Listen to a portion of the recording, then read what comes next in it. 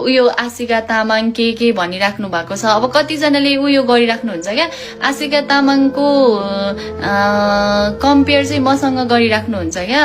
त्यसरी कसैले कसैलाई कम्पेयर गरिराख्न आवश्यक छ जस्तो लाग्दैन मलाई है। जसले राम्रो काम गर्नु भएको छ उहाँलाई सम्मान गर्नुपर्छ, रेस्पेक्ट गर्नुपर्छ, हामी त यही नै चाहन्छौँ। त्यही भएर यस्तो खालको राम्रो काम गर्ने मान्छेलाई पनि तुलना गरेर गिराएर बोल्नु भयो भने चाहिँ जो माथि उठ्न खोजेको छ ऊ पनि डाउन हुन्छ क्या। त्यही भएर राम्रो मान्छेलाई राम्रो भन्नुहोस् न, किन कम्पेयर गरिराख्न किन जरुरी छ होइन। उहाँको ठाउँमा उहाँले राम्रो काम गरिराख्नु भएको छ, मेरो ठाउँमा मैले आफूले सक्ने गरिराखौँला भोलिको दिनसम्म पनि।